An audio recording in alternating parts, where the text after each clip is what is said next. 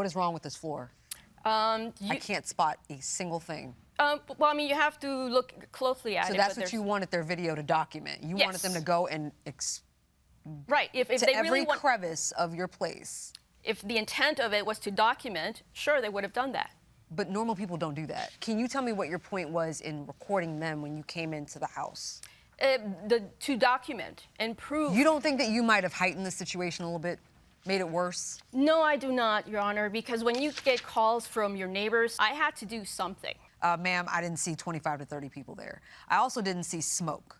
If people were smoking, wouldn't you see that in the air?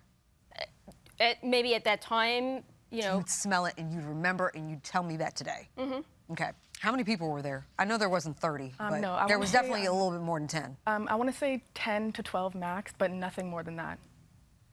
Well, I'm going to open it up to my colleagues for any Ms. additional Morrow, questions. you said that you were you told us very clearly that you told somebody in advance that you were going to have people there for dinner. Yes. Why did you do that? Just to preface that there was going to be more than just the people that were sleeping over. And was that because you saw the house rules? Yes, yeah. Okay. So when the plaintiff reached out to you, when she saw there were people there, and she said, you know, what's going on? There's a lot of people there. It would seem to me that the logical response would be, yeah, and I told you there were going to be people here. Right. Instead, what you say is, there was a misunderstanding on my end. I assumed that if there were only 4 people staying at the home, it would be okay to hold a very small dinner there. Did you tell them there's going to be 10 people for a dinner party? I told Ange, yes. You told her specifically, not somebody at the booking website? No, it was her. So let me ask you this then.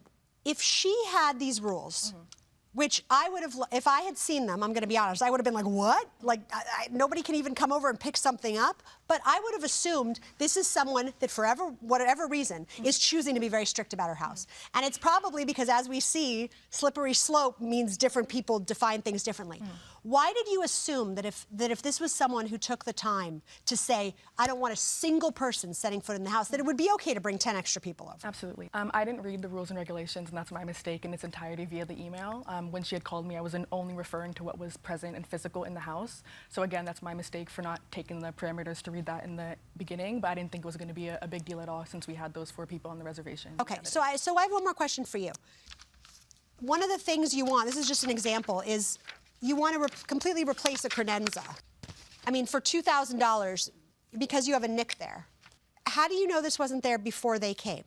Because I have staff who meticulously go through the property. If there is any damage, it's reported to me. So that was not there. But, I mean, you think they're looking for that? I mean, look, you need a magnifying glass. You're perfectly clear that you told the booking agent that you were renting it for a birthday party dinner.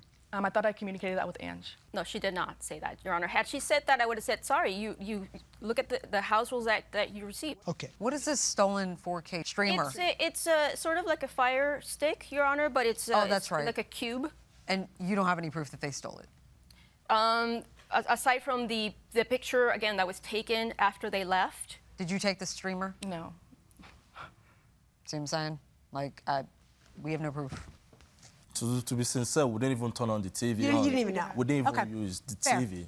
All right, we'll excuse the parties while we deliberate in this matter. Thank you. We have deliberated, reviewed the evidence, and reached a unanimous verdict. We found that the house rules were broken. So that's a breach of the contract.